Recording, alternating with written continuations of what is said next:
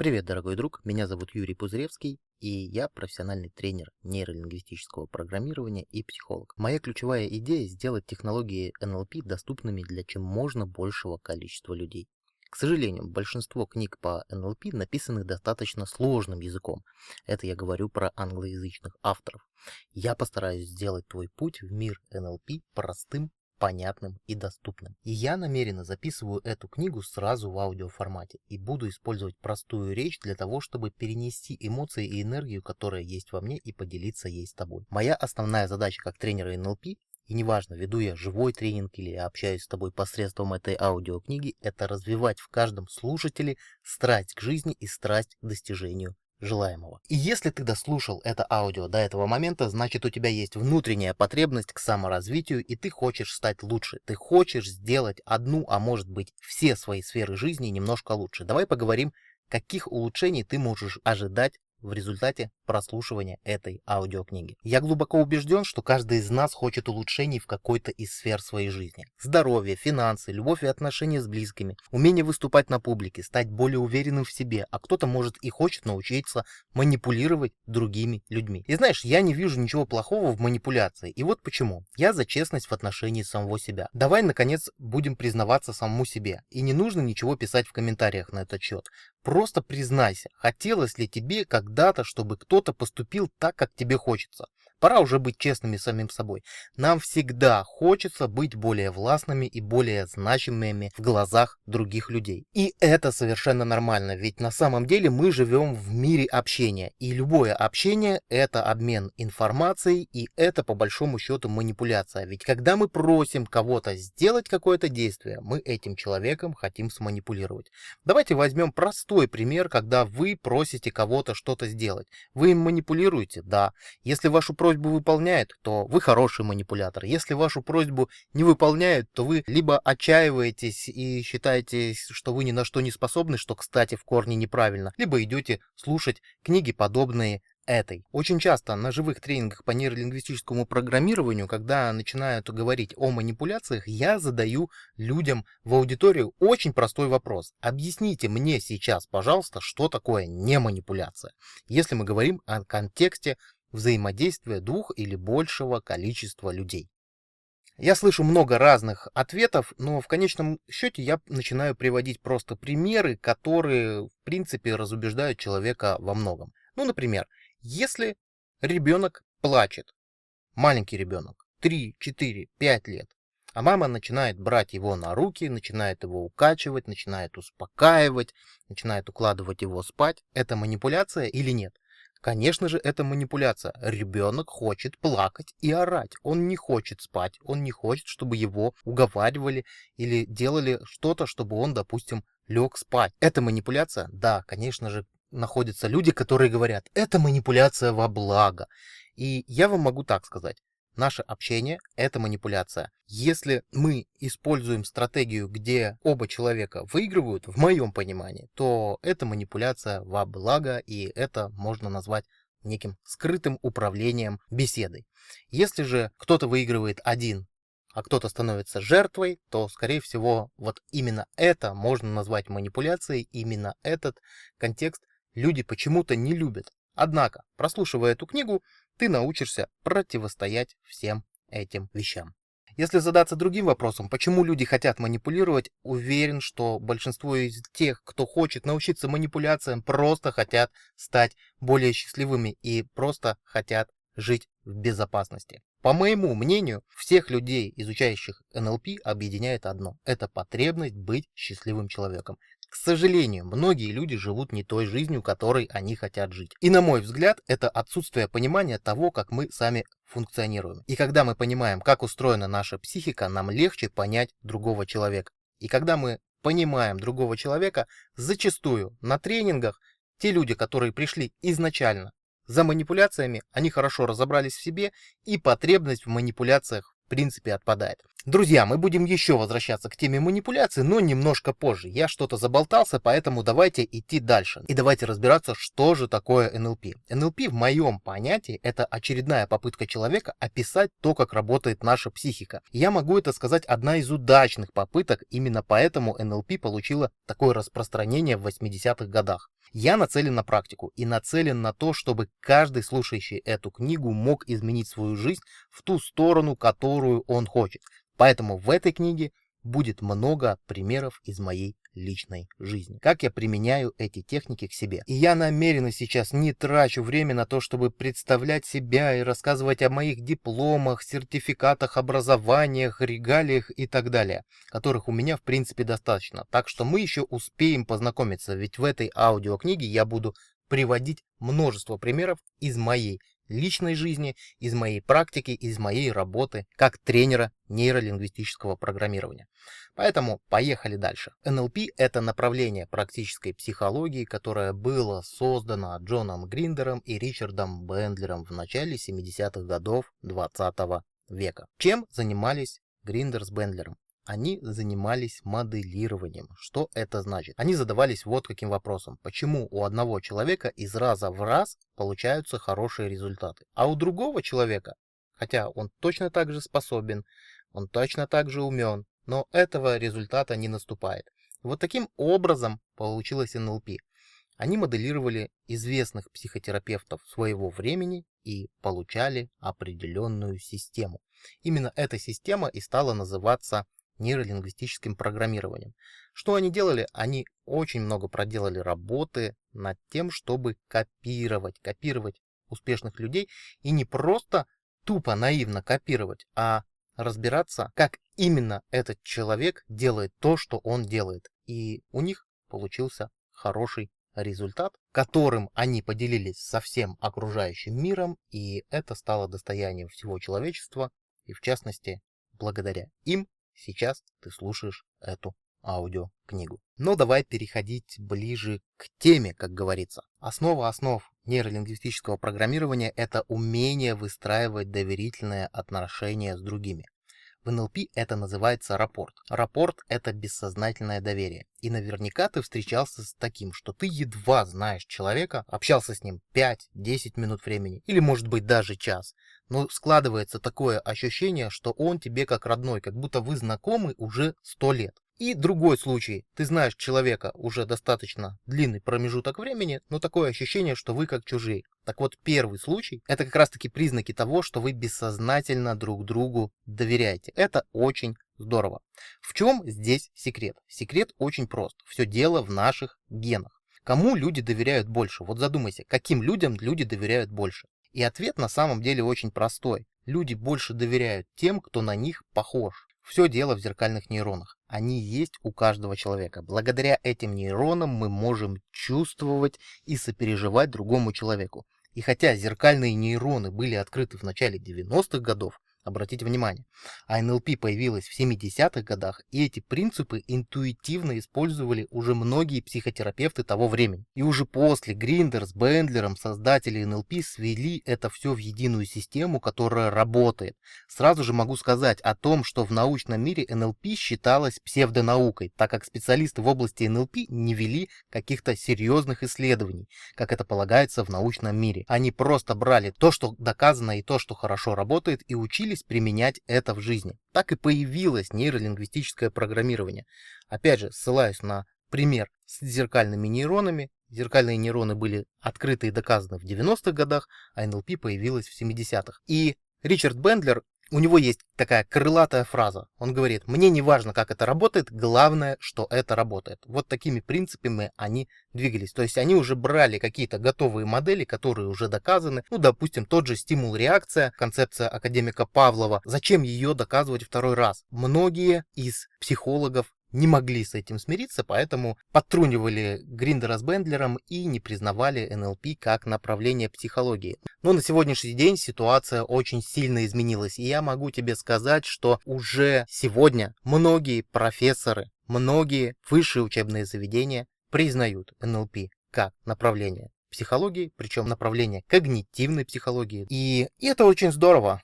Как говорится, все, что рождается, первое время оно проходит некую проверку на прочность, и НЛП эту проверку очень-очень хорошо прошло. Я буду дальше рассказывать историю о том, как появилась НЛП, о том, почему она стала получать большое распространение, но мы вернемся к тому, о чем я рассказывал, о бессознательном доверии. Извини, пожалуйста, я очень сильно заболтался, просто я очень сильно увлечен тем, чем я занимаюсь. И я искренне желаю тебе тоже развивать эту страсть, найти то дело, которым ты будешь гореть. Давай переходить к живым примерам и будем разбираться с тем, как эти знания могут существенно улучшить твою жизнь. Первая глава книги, которую ты сейчас слушаешь, будет посвящена больше общению с другими. Или иными словами, коммуникации. Ну что ж, давай вернемся немного назад. Как я говорил ранее, люди интуитивно больше доверяют тем, кто на них больше похож. На тренингах по НЛП, когда они проходят в живом формате, когда сидит целый зал людей, я предлагаю людям посмотреть друг на друга и обратить внимание на позу, в которой они сидят. Люди с большим удивлением замечают, что они сидят в очень похожих позах. И это признак бессознательного доверия. Если вдруг ты словил себя, что ты во время общения занимаешь похожую позу с твоим собеседником, кстати, очень интересно наблюдать за влюбленными парами, они очень-очень сильно копируют позу и жесты друг друга, то это вот явный признак того, что люди бессознательно друг другу доверяют. Что же можешь делать ты? В НЛП есть такой термин, который называется подстройка. Это не что иное, как начать вести себя похожим образом, как твой собеседник. Запомни одно простое правило. Если ты хочешь кому-то понравиться, стань максимально похожим на него. В НЛП есть множество способов подстройки, и они делятся на два основных класса. Вербальная подстройка и невербальная. Вербальная подстройка – это наши слова, то есть что конкретно мы говорим. А невербальная подстройка – это все, что кроме слов. Это то, как мы выглядим, какие у нас движения, какое у нас выражение лица, как звучит наш голос и так далее. И уже доказано, что около 90% информации мы считываем невербально, то есть все кроме слов. Конечно, эта цифра 90%, она достаточно обобщенная, но могу тебя уверить, при первом контакте, если ты встречаешься с человеком первый раз, то 90% информации ты берешь не с его слов, а берешь с того, как он выглядит и с того, как он звучит. Давай для начала поговорим о том, как подстраиваться по внешним признакам и на что обращать внимание. Первое и самое главное – это поза. Если ты хочешь, чтобы тебе больше доверяли, твоя прямая задача просто занять похожую позу, как твой собеседник. Если твой собеседник сидит, сядь рядом. Если твой собеседник стоит, встань рядом. Если твой собеседник жестикулирует, пожалуйста, начни жестикулировать похожим образом. Если твой собеседник не жестикулирует, пожалуйста, перестань это делать. Это будет усиливать бессознательное доверие. Также рекомендую обратить свое внимание на мимику. Мы можем копировать выражение лица. Пусть это будет не явно, не стопроцентное копирование. И здесь я хочу сделать небольшую поправку. Нам не нужно заниматься стопроцентным зеркальным копированием и стать такими, знаете, повторяхами. Нам это в корне не надо, и у нас немножко другие задачи. Достаточно становиться похожими, процентов на 70. И поверьте, как только вы начнете подражать немножко в поведении человека, я говорю сейчас про внешнее поведение, поза, жесты, мимика, доверие между тобой и твоим собеседником уже значительно возрастет. Итак, первое упражнение в этой аудиокниге. Пожалуйста, в следующий раз, когда ты встретишь человека, с которым ты будешь общаться, обрати внимание на то, как он держит свое тело, на то, в какую сторону повернута его голова. Большинство людей, я тебе могу сказать, большинство людей не держат голову ровно. Чаще всего голова склонена в какую-то сторону. И это совершенно нормально. Обрати внимание на вот эти детали. Обрати внимание на его руки. Жестикулирует ли он во время общения. Обрати внимание на то, какое у него выражение лица. То есть смотри, если ты будешь нахмуренный, а человек будет с улыбкой, то между вами, скорее всего, доверия не будет. Для того, чтобы усилить доверие, улыбнись ему, сделай нечто похожее. Или наоборот, если ты подходишь к человеку, который нахмуренный, а ты подходишь с улыбкой, то между вами доверия не будет. Но если ты сделаешь немножко хмурое выражение лица, он начнет тебя лучше понимать, а это очень важно. Как только человек начинает тебя больше понимать, ты можешь добиться от него практически всего, чего угодно, что тебе необходимо.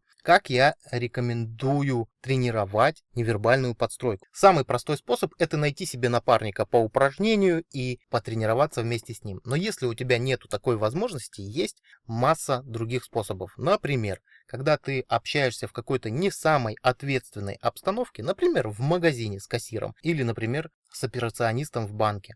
Да, у тебя нет возможности сесть, как сидит кассир, но у тебя есть возможность верхнюю половину его тела скопировать. То есть, если у него согнуты руки в локтях, ты можешь сделать нечто похожее. Если у него наклонена голова в какую-то сторону, ты можешь сделать точно так же. Если у него нахмурен лоб, тоже можешь немножко нахмурить лоб. Если он улыбается, улыбнись в ответ. И поверь ты мне, потренируйся на кассирах, потренируйся на операционистах в банке, потренируйся со всеми людьми, которые не представляют для тебя большой ценности, то есть некие случайные такие встречи, некая случайная коммуникация. Почему я говорю об этом? Потому что, когда ты тренируешься, а ты будешь тренироваться, ты будешь выглядеть неестественным. Любой навык, его нужно тренировать. И когда ты будешь тренировать этот навык, ты, скорее всего, будешь выглядеть, не совсем, в НЛП есть такое слово, конгруентность. Когда твое внутреннее состояние не будет соответствовать тому, что ты транслируешь в этот мир. А потом уже начинай тренироваться на близких. С близкими все очень интересно. Главное не переборщить. Напоминаю, копируй позу, жесты, мимику на 70%. И ты уже почувствуешь буквально в первые разы, когда ты будешь пробовать, что ваши отношения становятся намного теплее. Многим из нас хочется влиять на других людей, но на самом деле умение влиять на других людей начинается с влияния на себя. И на самом деле НЛП это про развитие навыков. И сейчас я сделаю небольшое лирическое отступление и расскажу тебе, как формируется навык у взрослого человека. Существует так называемый круг обучения, который состоит из 4 секторов. Первый сектор – это неосознанная некомпетенция. Что это значит? Это значит, что ты до какого-то момента своей жизни жил спокойно, без какого-то навыка, и вдруг ты встречаешься с каким-то новым навыком, например, умение подстраиваться по позе, жестам и мимике, и понимаешь, что в принципе ты об этом раньше не знал. И ты понимаешь, что для того, чтобы это начать делать, тебе нужно приложить какие-то усилия. Приведу сразу параллельно второй пример. Очень-очень хорошо подходит здесь пример того, как мы учились водить автомобиль. Раньше ты знал, что есть автомобили, раньше ты знал, что кто-то ими как-то управляет, но ты не знал каких-то деталей. То есть ты находился на уровне неосознанной некомпетенции, точно так же, как с подстройкой по позе и жестами. Что происходит дальше? Когда ты столкнулся с какой-то новой для себя задачей, когда ты решил развивать какой-то новый навык у себя, ты встречаешься с чем? Ты встречаешься с осознанной некомпетенцией. Что это значит? Это значит, что ты чего-то не знаешь, и ты знаешь, что ты чего-то не знаешь. Давай перейдем к нашему упражнению. То есть ты сейчас узнал, что можно копировать позу и жесты, и тем самым увеличивать доверие от других людей. Но когда ты начнешь это пробовать, ты, скорее всего, заметишь вот какую историю, что не все так просто получается. Иногда ты будешь пытаться контролировать позу и жесты своего собеседника, и будешь подстраиваться, и будешь терять нить разговора. И это совершенно нормально.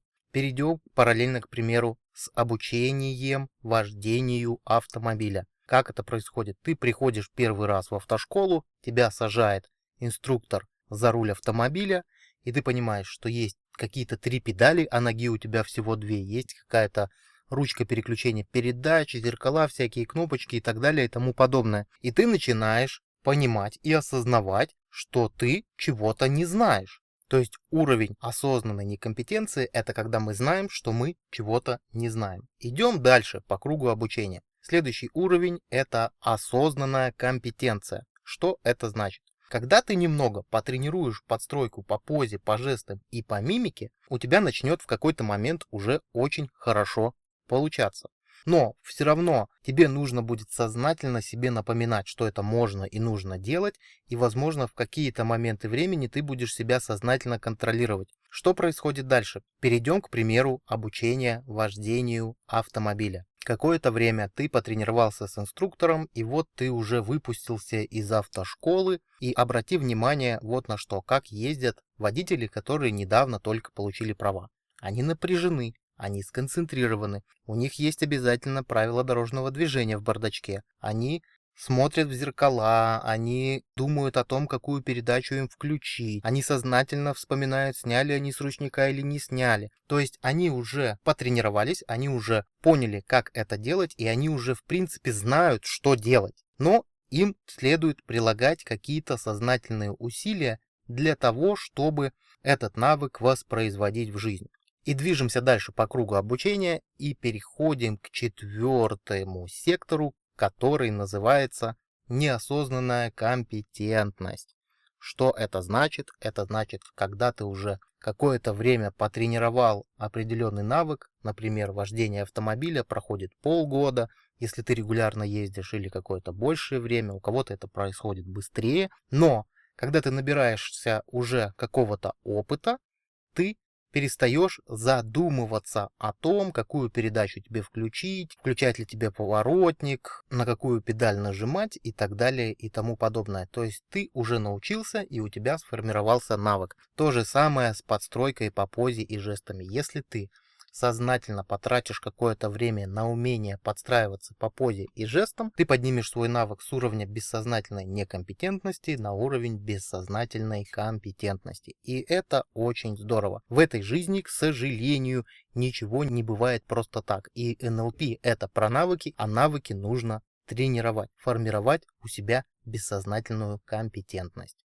Почему я не очень верю в то, что можно обучиться НЛП посредством книг, потому что чтение книг развивает навык чтения книг. Если говорить про НЛП, это сплошные навыки, и нужно идти на тренинг, потому что на живом тренинге тренер тебя заставит что-то делать, и у тебя начнет обязательно что-то получаться. Ну и, конечно же, я, как твой тренер в этой аудиокниге, настоятельно тебе рекомендую тренировать подстройку по позе и жестам. Это первое упражнение. Я расскажу тебе одну небольшую историю, почему важно уметь подстраиваться по позе и по жестам. История реально из моей жизни. У меня начались небольшие вопросы с моим физическим здоровьем. И, конечно же, я обратился к доктору. Прошел обследование и пришел на консультацию к врачу, который мне говорит: так, Юрий, тебе нужно сделать вот это, вот такое вот лечение, и все будет нормально. Конечно же, те слова, которые мне сказал врач, они у меня вызвали неприятное ощущение, и они не оказали на меня должного влияния. То, что сказал мне доктор, мне полностью не понравилось, я пошел к следующему доктору. Следующий доктор посмотрел на мои анализы, посмотрел на мои обследования и говорит мне все то же самое, точь-в-точь, что говорит мне первый доктор. Опять мне это все не нравится, опять я ухожу недовольный. Я иду к третьему доктору, и как вы думаете, что мне говорит третий доктор? Он мне говорит все то же самое, всеми теми же самыми словами, назначает то же самое лечение, но почему-то я этого доктора начинаю воспринимать и понимаю, что он говорит толковые вещи. И все оказалось дело в подстройке. Я, как продвинутый НЛПер, всегда наблюдаю за тем, что делают люди. Первые два доктора, они были поглощены с собой, они практически не обращали внимания на меня, и, конечно же, они не делали подстройку. Но то, что сделала третий доктор, не знаю, она делала это специально, либо это уже уровень бессознательной компетентности, она заняла похожую позу, она точно так же, когда я смотрел на часы, смотрела на свои часы, и то есть она в буквальном смысле ко мне подстроилась, поэтому подстройка по позе и жестам, она на самом деле оказывает большое влияние в том, будете вы услышаны или нет. Вот на моем простом примере, пожалуйста, убедитесь. И настоятельная просьба: тренируйте, тренируйте и еще раз тренируйте. Следующая и немаловажная невербальная подстройка – это подстройка по голосу. Что это значит? У нашего голоса есть определенные параметры. Первый параметр – это скорость речи. Один человек говорит быстро, другой человек говорит медленно, один человек говорит с паузами, другой человек говорит без пауз совершенно, и это тоже нормально. И все дело в том, что мы разговариваем очень сильно по-разному. Второй параметр – это громкость голоса. Кто-то говорит очень тихо, таким плавным, трансующим голосом. Кто-то, наоборот, очень громко говорит и очень эмоционально. И в этом тоже есть большая разница. Так вот, эти параметры, эту подстройку тоже можно тренировать. Каким образом? Берешь любого человека, с которым ты общаешься по телефону, и обращаешь внимание на его речь. На скорость речи, на громкость речи и на ритмичность речи. Как часто он делает паузы и так далее и тому подобное. Таким образом, ты можешь тоже подстраиваться. И твоя задача сделать свою речь по этим трем параметрам: громкость, скорость и ритмичность максимально похожей на его речь. Ведь наверняка ты замечал такие случаи, что люди в буквальном смысле разговаривают на одном и том же языке, но не могут друг друга понять. И ошибка может скрываться здесь, что один человек говорит быстро, а другой человек говорит медленно. Вот эти люди, два разных человека, которые говорят в принципе об одном и том же, но говорят с разной скоростью речи, они, скорее всего, будут друг друга не понимать, и, скорее всего, между ними не будет бессознательного доверия. Или, говоря на языке НЛП, между ними не будет рапорта. И второе упражнение из этой книги: обязательно потрать время на голосовую подстройку. Очень хорошо работает разговор по телефону, когда ты обращаешь внимание на три ключевых параметра: скорость речи, громкость речи и ритмичность речи.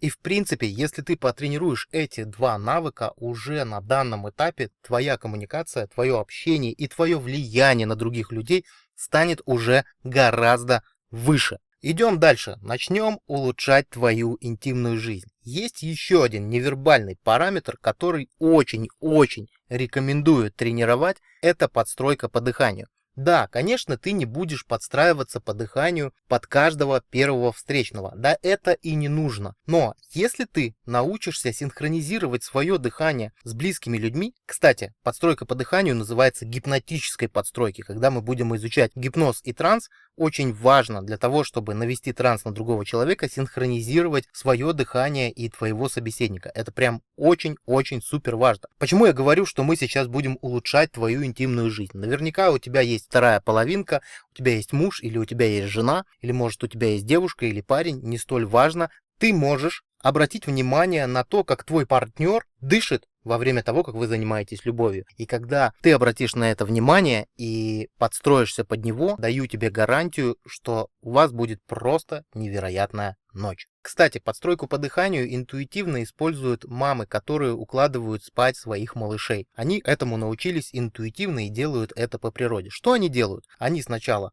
начинают синхронизировать свое дыхание, дышат в темп со своим ребенком, и дальше они начинают немного замедлять свое дыхание. И мы уже говорим про видение, но я расскажу об этом несколько позже, что такое видение и как этим пользоваться. Кстати, небольшой лайфхак. Если ты страдаешь бессонницей, и в комнате, в которой ты спишь, есть другой человек, и этот человек спит, попробуй синхронизировать свое дыхание с дыханием спящего человека. 99,9%, что ты тоже уснешь, как только твое дыхание с ним синхронизируется. Поэтому бери на вооружение эту интимную подстройку. Дальше поговорим о видении. Что такое видение? Я дам простое определение видению. Мы уже достаточно много проговорили о подстройках, то есть ты можешь подстраиваться по позе и жестам, по определенным параметрам голоса, ты можешь подстраиваться по дыханию, но этого недостаточно. Чаще всего для того, чтобы проверить, есть ли между тобой и твоим собеседником рапорт, тебе нужно, после того, как ты подстроился, сделать небольшое изменение в своем поведении. Обычно на тренингах по НЛП я делаю вот такой интересный прием. Я общаюсь с группой, и когда понимаю, что у меня с группой уже достаточно доверительные отношения, я намеренно начинаю чесать возле носа. И обращаю внимание, что где-то треть группы тоже начинает чесать либо голову, либо нос, либо что-то на своем лице поправлять, и это является признаком рапорта, и это является видением. То есть видение, когда ты меняешь свое поведение, и вслед за тобой твой собеседник тоже меняет поведение. Проведи небольшой тест. Когда ты уже подстроился под твоего собеседника, начни делать какие-то жесты. Например, если ты сидишь, общаешься с другом в кафе, просто возьми, сначала синхронизируйся с ним по позе и жестам, а потом начни немножко изменять свое поведение. Ну, как это делается, там, почеши за ухом, или возьми, например, поднеси чашечку кофе и начни пить. Ты заметишь, если у вас есть подстройка, то через какое-то время, буквально 3-4, может быть 5 секунд, твой собеседник сделает то же самое. И это очень важный признак. Если ты меняешь свое поведение, и вслед за тобой меняет поведение твой коллега по общению, то у вас хороший рапорт, и ты в этом рапорте ведешь. Причем, смотри, рапорт — это состояние взаимного бессознательного доверия. И не может быть такого, что у тебя есть доверие к этому человеку бессознательно, а у него нет. Вот это состояние взаимного доверия, оно возникает сразу у двух собеседников.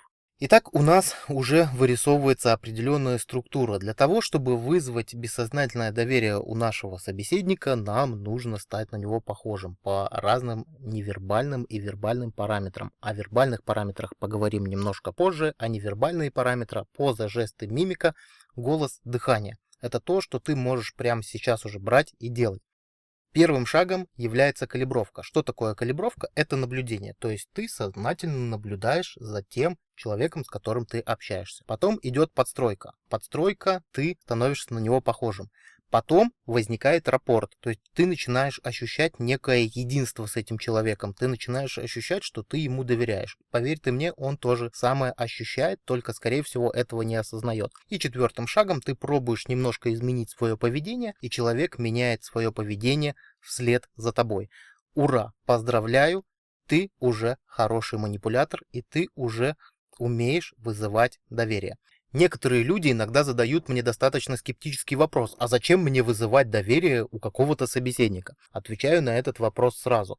Если вам не надо вызывать доверие, то вы можете его не вызывать. Но если вы хотите достигать своих целей, и если вы хотите намеренно влиять на другого человека и строить с ним экологичную, дружелюбную коммуникацию для того, чтобы достигать своих целей, вам нужно уметь вызывать бессознательное доверие. И да, совершенно не нужно под кого-то подстраиваться, если ты не собираешься общаться с этим человеком. И это тоже нормально. Более того, когда ты, мой дорогой друг, будешь тренировать все эти подстройки, ты будешь замечать вот какую интересную вещь, что тебе не нужно сильно много усилий прилагать к этому, потому что многие люди сами под тебя, не зная того, начинают подстраиваться. И это тоже хорошо. Тебе не нужно тратить энергию и свои ресурсы для того, чтобы создать это доверие. Итак, давай двигаться дальше. Пришло время забраться в голову к твоему собеседнику. Смотри, дорогой друг, у нас есть 4 основных канала восприятия и переработки информации. Первое — визуальный канал. Это то, что мы видим нашими глазами. Второе — аудиальный канал. Это то, что мы слышим. Именно через этот канал ты сейчас воспринимаешь ту информацию, которую я тебе говорю. И кинестетический канал — это наши ощущения. Это все, что испытывает наша кожа, так или иначе. Есть еще четвертый канал восприятия информации, это дигитальный канал. Конечно, ты можешь возразить, а как же обоняние, то есть запахи и наши вкусовые рецепторы, которые находятся у нас на языке. Для простоты использования в НЛП обоняние и вкусовые рецепторы мы относим к кинестетическому каналу. То есть все, что связано с ощущениями, это кинестетический канал. И мы знакомимся с еще одним термином, который называется модальность. Что такое модальность? Это принадлежность информации к какой-то определенной сенсорной системе. Визуальной, аудиальной, кинестетической, либо дигитальной. Что такое дигитальный канал? Дигитальный канал — это вся вербальная информация, которая поступает к нам. Специалисты в области НЛП выяснили, что в принципе наше мышление состоит из визуальных образов, из звуков, из ощущений и из внутреннего диалога, из слов. И об этом стоит хорошенько задуматься. Несмотря на то, что ты сейчас слушаешь эту аудиокнигу, скорее всего, когда я тебе привожу какие-то примеры и рассказываю какие-то истории, параллельно с этим звуком ты себе что-то представляешь в виде каких-то определенных картинок. Или, возможно, даже можешь воспроизвести у себя в голове какую-то мелодию. Вспомни свою любимую мелодию. Поздравляю, ты воспользовался своей аудиальной репрезентацией. Или, например, обрати внимание на ощущения, которые находятся сейчас в твоем теле. Например, обрати внимание на то, как себя чувствует твоя левая пятка. Можешь? Получается? Отлично. Ты можешь чувствовать, а значит, ты живой человек. Здорово. Точно так же ты можешь проговорить себе что-то внутренним голосом. Например, повтори свою фамилию, имя, отчество вслух, но про себя. Своим внутренним голосом скажи себе свои фамилию, имя и отчество. Почему я говорю, пришло время залезть в голову собеседника? Все дело в том, что наше мышление, я повторюсь, состоит из визуальных образов, из звуков, из ощущений и внутреннего диалога. И это, я повторяю, не просто так. Это наши внутренние репрезентации. Что значит репрезентация? Например, представь, пожалуйста, сейчас яблоко или дерево. Ты представляешь какую-то картинку, ты представляешь, как выглядит яблоко, либо ты представляешь, как выглядит дерево. Поздравляю, ты коснулся своей визуальной репрезентации. И все дело в том, что твой собеседник, он тоже использует репрезентации. Но далеко не все используют их одинаково. У каждого из нас есть определенная привычная стратегия воспроизведения информации. То есть, что такое репрезентация? Это то, что у нас находится в нашей памяти, это то, что находится у нас в голове. Повторюсь еще раз, мы думаем картинками, звуками, ощущениями и внутренним диалогом. И я не просто так предлагал тебе представить яблоко. Ты представлял яблоко с помощью внутренней репрезентации. То есть, очень по-простому, если сказать, репрезентации это то, что находится у нас внутри. Если сейчас я попрошу тебя представить, как ты гладишь своей рукой некий мягкий плед, и у тебя на самом деле нету под рукой пледа, но ты представляешь эти ощущения, ты пользуешься своей внутренней репрезентацией. Идем дальше. Для чего нам знания о наших внутренних репрезентациях? В НЛП, условно говоря, всех людей по методу переработки и воспроизведению информации можно разделить на 3 условных типа. Это аудиалы, визуалы и кинестетики. Есть еще, конечно, дигиталы, но их крайне редко можно встретить. Но, тем не менее, они иногда встречаются. Давай поговорим о том, как эта информация может быть нам полезна в общении. Если ты уже сейчас понимаешь, мы переходим к вербальным подстройкам и к вербальной части информации. То есть то, что заложено в словах и как с помощью слов мы можем выстраивать доверительные отношения. Или по-простому, как мы можем выстраивать рапорт. Как я говорил ранее, у нас есть привычные нам сенсорные системы.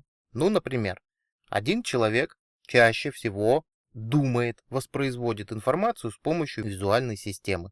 То есть ему, прежде чем что-то достать из своего черного ящика, из нашей внутренней такой большой флешки, которую можно назвать бессознательным, на уровень осознания через визуальный канал. Ну, допустим, когда я попросил тебя представить яблоко, ты, скорее всего, достал этот образ и увидел его у себя внутри. И для тебя, скорее всего, эта схема привычна. Есть люди, которые чаще используют аудиальную репрезентацию, аудиальные воспоминания, аудиальный канал для воспроизведения информации. То есть тот человек, которого я попросил представить яблоко, мог начать представлять его через звуки. Допустим, он услышал треск хрустящего яблока, а потом уже только после этого у него появилась картинка в голове. И это тоже способ воспроизведения информации. Или, например, есть люди-кинестетики, которые чаще всего используют ощущения для того, чтобы передавать какую-то информацию. И, например, кинестетик,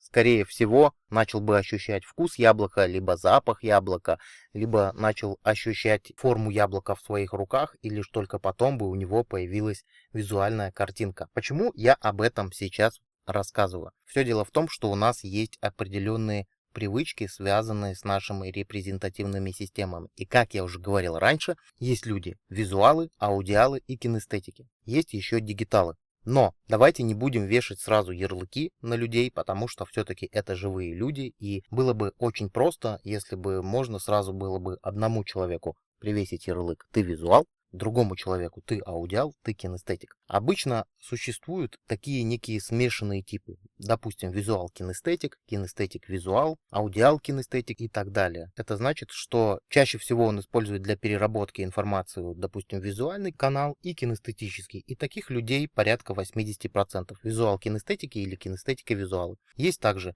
аудиал-кинестетики, которые чаще используют звуки для воспроизведения информации, а второй канал, он является как бы вспомогательным. Как правило, один из каналов, визуальный, аудиальный, кинестетический, он часто проседает или является незадействованным. И это не хорошо и не плохо. Это просто наши мыслительные привычки. Мы так привыкли мыслить. И абсолютно неважно, если вы себя определили как визуал, это не значит, что вам предначертано быть художником. Или если человека вы определили как аудиала, то он обязательно будет музыкантом. Или если вы определили человека как кинестетика, он обязательно будет массажистом или что-то в этом роде. Выбор нашей профессии никак не связан с предпочитаемыми нами каналами восприятия и переработки информации. Эти вещи не связаны, но почему я сейчас уделяю этому внимание? Все дело в том, что в зависимости от привычной системы восприятия и воспроизведения информации, Люди, несмотря на то, что разговаривают на одном и том же языке, то по большому счету они разговаривают на разных языках. И в языке визуала вы часто будете встречать слова «посмотрите», «видеть», «пустой», «показывать», «обозревать», «слепой», «светить», «указывать», «серый», «тусклый», «показывать», «упускать из вида», «осматривать», «показать», «размытый», «картинка», «взгляд», «иллюстрированный», «наблюдать», «проблеск» и так далее и тому подобное. У тех людей, у которых больше явно выражен аудиальный канал, вы будете чаще всего слышать в речи вот какие слова. Послушайте меня, послушайте, что я вам говорю. У него в речи будут такие слова, как громкий. Он будет часто использовать такое слово, как обговорить, дать комментарий, объяснить, звонить, кричать, сказано. То есть все те слова, которые указывают на аудиальный канал. Ну и соответственно у кинестетиков будут все слова, связанные с ощущениями. Мягкий, твердый, вялый, тепло, холодно, гладкий, плотный, твердый, давление, причинить боль и так далее и тому подобное. Все, что связано с ощущениями. И вот эти слова в речи собеседника, они называются слова-предикаты. Слова-предикаты, с помощью которых мы можем определить ведущую репрезентативную систему человека. Для чего нам это важно? И как раз таки нам это важно не просто так, а для того, чтобы мы могли еще, кроме того, что мы можем подстраиваться по позе, жестам, по голосу, по дыханию, еще могли подстраиваться к вербальной части информации. Как я уже говорил ранее, порядка 80% людей это визуал-кинестетики, либо кинестетики-визуалы. Не бывает чистых визуалов, чистых аудиалов, чистых кинестетиков или чистых дигиталов. Да, кстати, я не сказал, какими словами чаще всего пользуются дигиталы. Например, это такие слова, как понимать, думать, решать, наполнить, придумать, отличать, делать выводы, воспроизвести, быть внимательным, изложить, ссылаться на, обдумать, придумать и так далее и тому подобное. Обратите внимание на то, что те слова, которые я перечислил последними, их нельзя привязать к какой-то сенсорной системе. Так вот, повторяюсь, для чего нам это нужно? Мы можем сознательно обращать внимание на те слова, которые употребляет в своей речи ваш собеседник. Для чего нам это нужно? Когда мы, обращая внимание на эти слова, определили, кто этот человек, визуал, аудиал или кинестетик, или дигитал, то мы можем начать говорить на его языке. Допустим, мы обратили внимание, что человек чаще всего испытывает визуальные предикаты. Что мы можем сделать? Мы можем встроить в свою речь такие же самые визуальные предикаты. Вот посмотрите, пожалуйста, на то, что я вам сейчас говорю. Я сейчас вам описываю какие-то определенные вещи, и вы можете увидеть то, что подстройки, калибровки, рапорт, введение можно делать абсолютно легально, и никто вас за это не накажет. Более того, благодаря этим подстройкам ваша жизнь будет более яркая, вы станете более видным человеком, горизонт вашего общения усилится с невероятным образом, и кругозор вашей речи тоже получит более сильный диапазон. Вот сейчас я с тобой разговаривал как с визуалом, то есть я максимально использовал визуальные предикаты. Сейчас я сделаю некую небольшую речь для аудиалов. Итак, дорогой друг, послушай меня внимательно. Скорее всего, мой голос сейчас очень хорошо звучит. И я думаю, что ты прекрасно слышишь ту информацию, которую я тебе доношу. Если ты, конечно, не глухой. И вот я хочу с тобой обговорить какие вещи. Ты, конечно же, можешь писать комментарии о том, что я тебе говорю. Но на самом деле лучше говорить тем языком, который соответствует репрезентативной системе твоего собеседника. И я тебе хочу рассказать, ты можешь громко кричать о том, что сказано мной, а можешь говорить об этом совершенно тихо. Вот сейчас я поговорил на языке аудиала с тобой. И если ты аудиал, то, конечно, тебе было приятно все это слушать. Но если ты визуал, то тебе это было слушать по меньшей мере непривычно, и мои слова могли проскочить мимо тебя. Но давайте теперь поговорим немного на языке кинестетиков. И я вам могу вот что сказать. Я могу сказать, что по мере прослушивания этой книги вы можете начать чувствовать, что ваша коммуникация становится более мягкой, и у вас появляется твердая уверенность. И несмотря на то, что, возможно, мой голос где-то бывает жесткий или грубый, вы можете испытывать неловкость, когда узнаете что-то новое о себе, и, возможно, даже испытывать какую-то дрожь в своем теле. Но мои слова продолжают проникать в ваше тело, и вы можете нащупать в себе что-то новое. А пока вы нащупываете в себе что-то новое, по вашему телу бегают мурашки, и у вас формируется плотный отпечаток моей речи. То есть сейчас я говорил, используя максимально слова-предикаты, присущие кинестетикам. И кинестетики меня прекрасно поняли. Конечно, у кого развит, допустим, визуальный или аудиальный канал, то, скорее всего, я был вам не очень понятный в своем последнем изречении. И сейчас я вам продемонстрирую речь, составленную специально для дигиталов.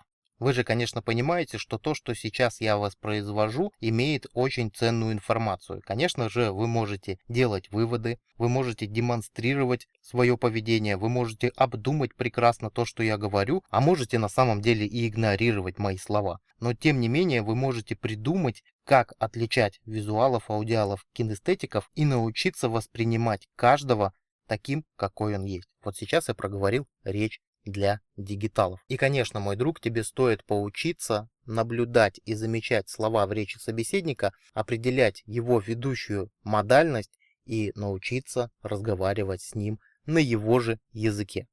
И для того, чтобы потренировать этот навык, я рекомендую тебе простое упражнение. Выбери одного человека, с которым ты чаще всего общаешься, и обрати внимание на те слова, которые он чаще всего употребляет. И уверяю тебя, ты узнаешь о нем очень много нового. И когда ты определишь, какие сенсорные системы он использует чаще всего, просто начни использовать похожие слова из его речи, и ваше взаимное доверие станет еще лучше. Кстати, если тебе нужен список слов-предикатов, которые разделены по модальностям, можешь написать мне в любой доступной тебе социальной сети. Начать сообщение с того, что я слушаю твою аудиокнигу, я сброшу тебе полный список, который еще поможет лучше тебе тренировать этот навык. Итак, дорогой друг, сейчас мы уже оговорили с тобой те вещи, которые тебе стоит тренировать на начале пути. Это умение подстраиваться по позе и жестам, это умение подстраиваться по голосу, это умение подстраиваться по дыханию и умение подстраиваться к ведущей модальности твоего собеседника. А сейчас поговорим о силе экологичной обратной связи. Что такое обратная связь? Обратная связь – это все, что ты слышишь в свой адрес. И давай рассмотрим на примере критики. Скажи, пожалуйста, ты любишь, когда тебя критикуют? Скорее всего, никто не любит, когда его критикуют. Давай опять признаемся, когда тебя критикуют, ты испытываешь положительные эмоции или отрицательные? Когда тебе говорят, что ты сделал что-то не так, ты испытываешь положительные эмоции или отрицательные? Скорее всего, твой ответ будет отрицательные эмоции. Скажи, пожалуйста, а если тебе скажут, что ты сделал что-то хорошо, какие будут твои эмоции? Скорее всего, тебе будет как-то позитивно и приятно. Не так ли? К сожалению, парадокс человеческого общения заключается в том, что люди не любят, когда их критикуют, не любят, когда им дают неэкологичную обратную связь, но они продолжают ее делать. И это на самом деле очень забавно. Все дело в том, что если ты научишься давать экологичную обратную связь своему собеседнику, делать просьбы в формате экологичной обратной связи, я сейчас поясню, что это такое, то уровень доверия твоего собеседника к тебе куда гораздо сильно вырастет, и ты начнешь быть буквально магнитом для других людей. И давай поговорим о силе комплиментов. На самом деле мы все любим получать похвалы. Конечно же, есть те люди, которые не любят получать комплименты, но это скорее исключение, чем правило. Так вот, когда мы говорим человеку что-то приятное про него, мы вызываем у него положительные эмоции. И это очень здорово. Смотри, во время общения так или иначе ты будешь вызывать у человека эмоции. И, конечно же, уже выбирать тебе, какие эмоции ты будешь вызывать у человека. Возможно, иногда и стоит вызывать какие-то негативные эмоции. Но, в принципе, благодаря эмоциям у нас очень часто происходит запечатление и запоминание информации. И, конечно, я скажу тебе так, выбирать тебе. Ты хочешь запечатлиться у этого человека в позитивном свете или в негативном свете. И это, опять же, твой выбор. Давай разберем инструмент, который называется гамбургер обратной связи. Он состоит, как ты уже понял, из трех составляющих. Это 2 булочки и мяско. Любую просьбу и любую критику, любую обратную связь ты можешь закамуфлировать в гамбургер, и эта критика, и эта обратная связь, или даже просьба, она не будет вызывать у человека сопротивления. Сейчас я тебе продемонстрирую, как это работает. Послушай меня, родной, ты уже прослушал до этого места книги, и ты не сделал ни одного упражнения. Мне кажется, что ты вообще не способен на это. Как тебе такая обратная связь? Прибавило ли это к тебе положительных эмоций? Усилило ли это твою мотивацию? Скорее всего нет. А давай попробуем по-другому. Дорогой друг, мне очень приятно, что ты дослушал эту аудиокнигу до этого самого места. Это говорит о том, что ты человек, который интересуется саморазвитием и который хочет улучшить свою жизнь. Наверняка в этой книге ты нашел много интересных вещей, которые ты можешь применять уже сегодня. Было бы здорово, если бы ты сделал хотя бы одно упражнение, и твоя жизнь стала бы уже намного лучше. А вообще, большое тебе спасибо, что ты тратишь свое время на то, чтобы прослушивать эту аудиокнигу, и мы становимся друг к другу ближе, ведь на самом деле те, кто интересуется технологиями НЛП, образуют определенное сообщество целеустремленных людей. Как тебе такая обратная связь? Конечно же, ее не сравнить с первой. И скорее всего, если ты прям не загорелся, как спичка, и в тебе не начал пылать огонь, во всяком случае, у тебя не вызвало некого отторжения то, что я тебе сказал. А по большому счету, я тебе продемонстрировал гамбургер. Первой верхней булочкой гамбургера является что-то позитивное о человеке. То есть мы перечисляем какие-то факты, которые человек реально фактически делает, и мы как бы его благодарим за это, говорим похвалы. Дальше мы переходим к обратной связи. И вторым пунктом мы говорим, что можно было бы улучшить. И в этом примере я тебе сказал, что было бы здорово, если бы ты сделал хотя бы одно упражнение. И обрати внимание, как это сформулировано. Я не говорю тебе, сделай одно упражнение. Я говорю тебе, было бы хорошо. То есть я тебя вежливо прошу. И третий пункт гамбургера обратной связи – это общая позитивная оценка. То есть я сказал, что в целом очень здорово, что ты принадлежишь к этому сообществу, и ты развиваешься, и ты в целом целеустремленный человек. Давай сейчас приведу тебе пример из обычной жизни. Как это происходит? Моя жена Анна, она очень хорошо умеет пользоваться этим инструментом, и он очень хорошо работает даже в воздействии на меня. Знаете, есть такая бытовая вещь, как вынос мусора из квартиры, и не всегда это хочется делать. Я не исключение, я тоже периодически забываю выносить мусор из квартиры. Точнее, не забываю, наверное, больше не хочу, может быть, ленюсь, но тем не менее. Что она делает? Она может сказать мне: муж, иди вынеси мусор. Это одна просьба. Муж, иди вынеси мусор. Скорее всего, это не вызовет у меня каких-то позитивных эмоций, и я, скорее всего, буду саботировать. Я буду искать способы, чтобы это не сделать. Но она делает немножко по-другому. Она говорит: милый мой, любимый муж, как здорово, что ты сегодня приехал раньше меня с работы и даже приготовил для нас ужин. Было бы здорово, если бы в следующий раз ты еще и вынес мусор. А вообще я тебя так люблю, что прям вот до невозможности. Ты у меня такой классный, такой крутой. И поверьте мне, когда ты слышишь просьбу, закамуфлированную в формат гамбургера обратной связи, эту просьбу куда гораздо более приятно выполнять. Берите на вооружение инструменты экологичной обратной связи, и когда вы делаете просьбу, не говорите конкретно, что тебе нужно сделать. Говорите: было бы хорошо, если бы ты это сделал. Как правило, люди не пользуются этим инструментом, тем самым осложняя себе жизнь. Этот инструмент очень простой, и ты можешь этим пользоваться. Ну что ж, дорогой друг, вот ты и прослушал первую главу книги «Путь НЛП практика». И я надеюсь, что в твоей голове уже начала складываться картинка, что же такое НЛП и как с этим жить. Напоминаю, что эта глава была посвящена эффективной коммуникации. И мы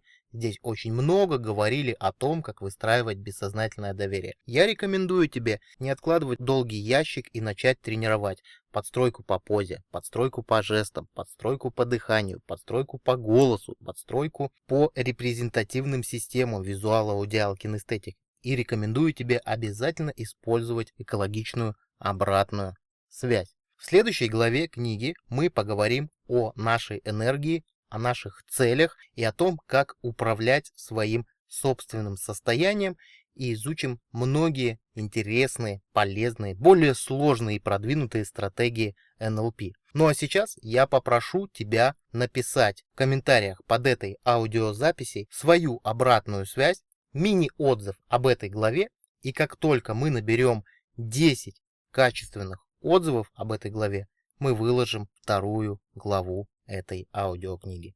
С тобой был Юрий Пузыревский. Спасибо за прослушивание.